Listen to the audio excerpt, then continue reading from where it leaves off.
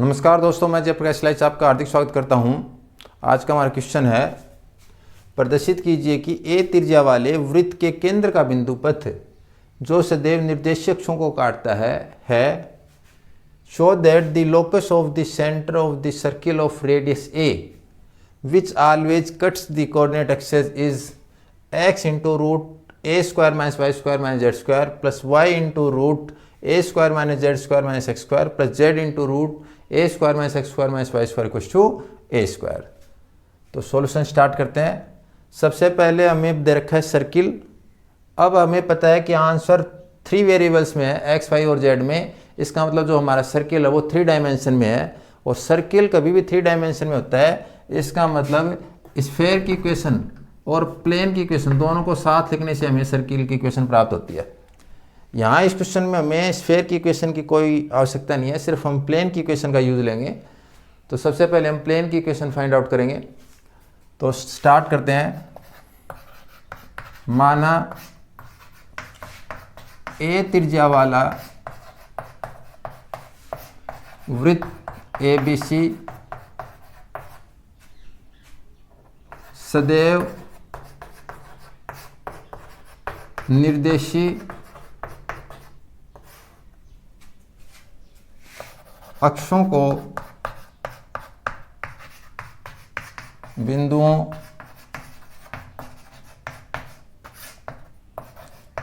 ए alpha 0 0 B 0 beta 0 तथा सी 0 0 gamma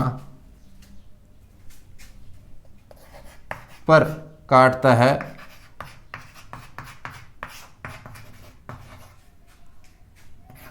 तब समतल ए बी सी का समीकरण। यहाँ जो सर्किल है वो भी ए बी सी तीनों बिंदुओं से गुजरता है, और जो हमारा प्लेन है ए बी सी वो भी तीनों बिंदुओं से गुजरता है।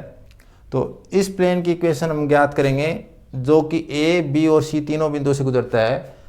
तो इसकी इक्वेशन होगी x upon alpha plus y upon beta plus z upon gamma equals to 1।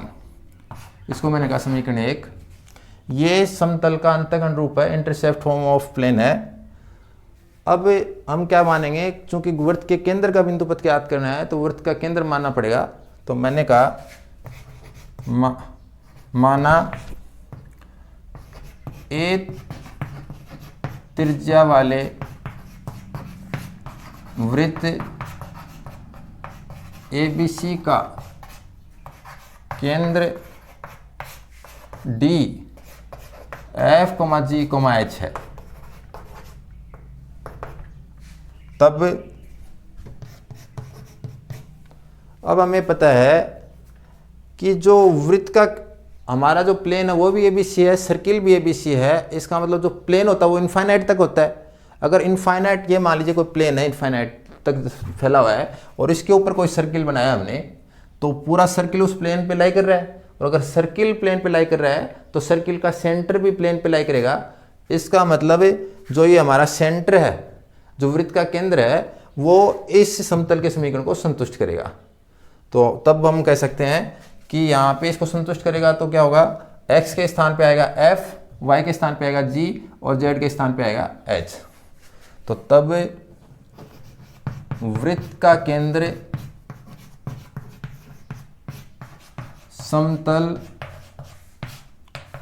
एक पर स्थित होगा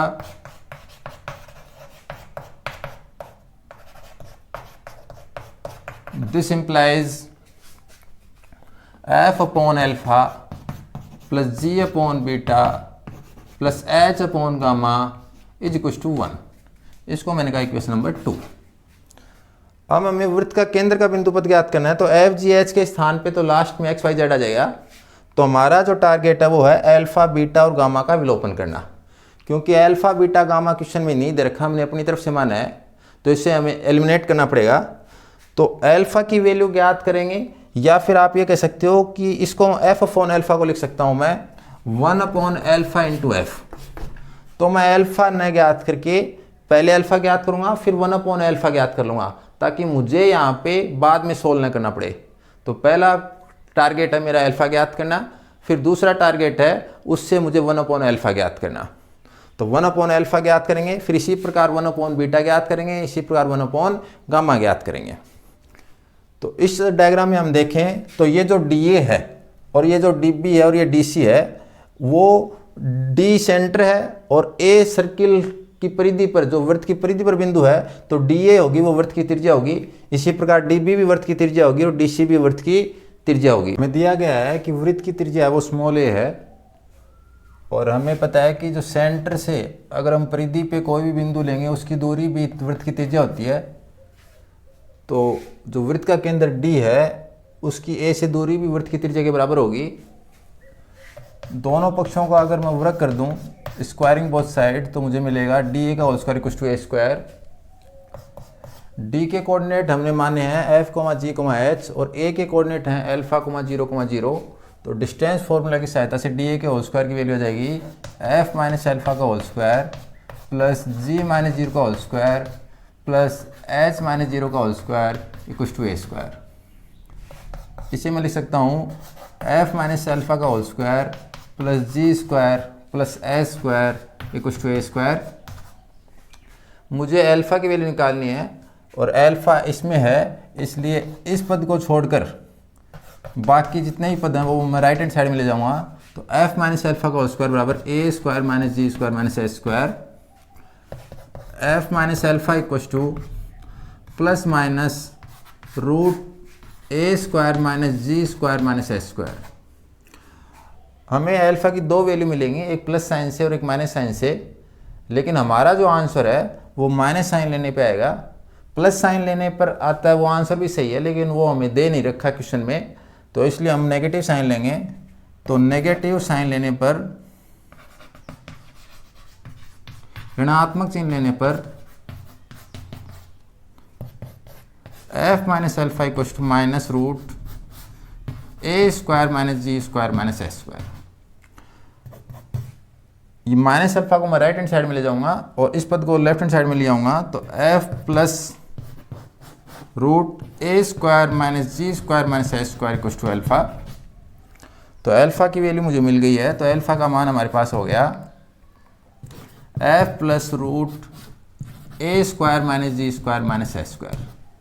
मैं चाहूँ तो ये अल्फा की वैल्यू भी प्लेन की इक्वेशन में रख सकता हूँ, लेकिन मुझे इक्वेशन में कॉन्जुगेट से मल्टीप्लाई करने पर कैलकुलेशन ज़्यादा बड़ी करनी पड़ेगी, इसलिए मैं इसे पहले ही 1/α सोल्व कर रहा हूँ।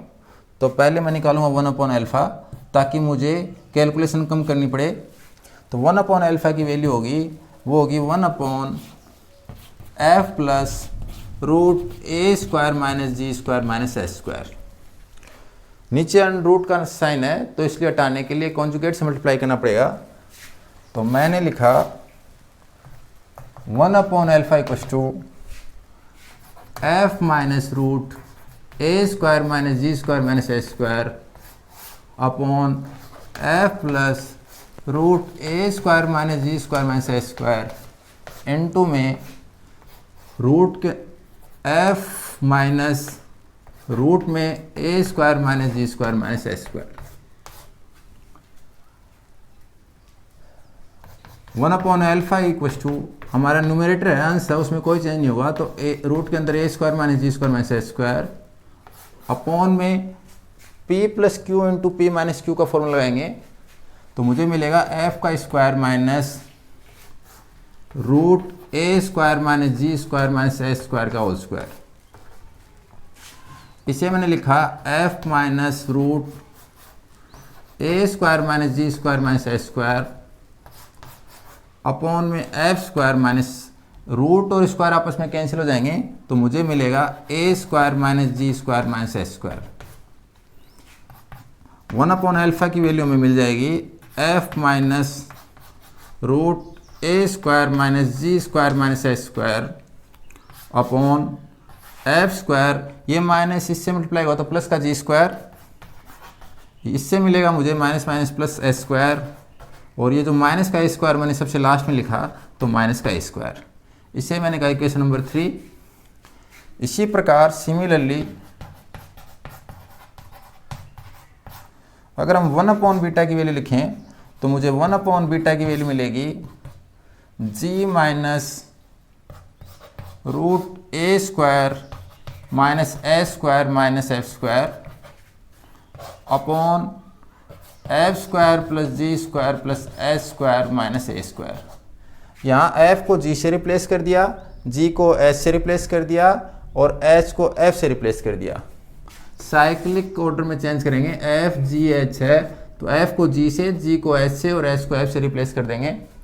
नीचे तीनों F square plus G square plus H square हैं तो वो सेम ही रह जाएंगे, कुछ फर्क नहीं पड़ेगा। तो जो हमारा हर है उसका एज इट इज लिख दिया तथा 1/गामा की वैल्यू आएगी, वो आएगी h माइनस रूट ए square minus F square minus जी स्क्वायर अपॉन में F square plus G square plus H square minus ए स्क्वायर। Equation number 5। हमारी जो समीकरण 2 थी वो थी f/अल्फा प्लस g/बीटा प्लस h/गामा = 1।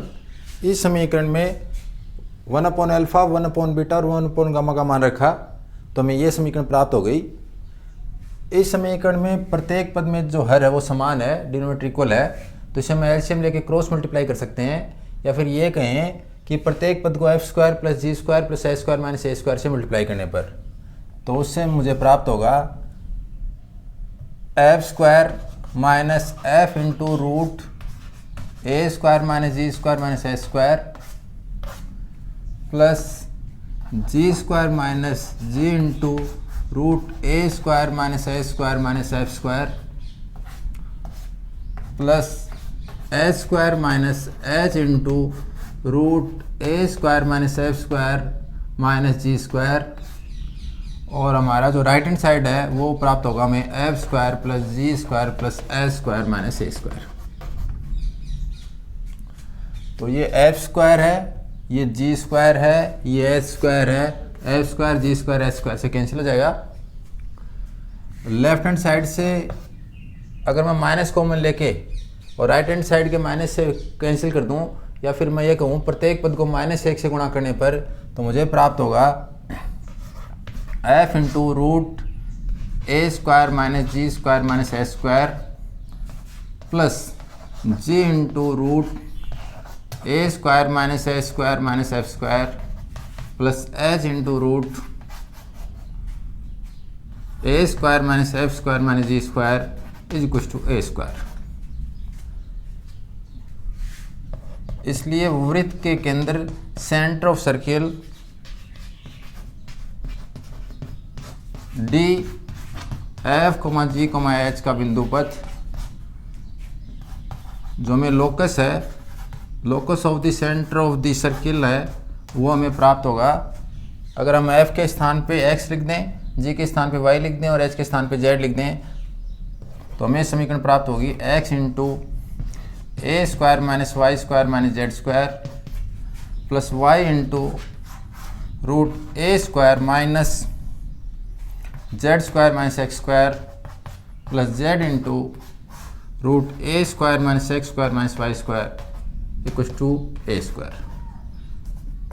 यही हमारा जो रिक्वायर्ड लोकस है, अभिष्ट बिंदु पथ है।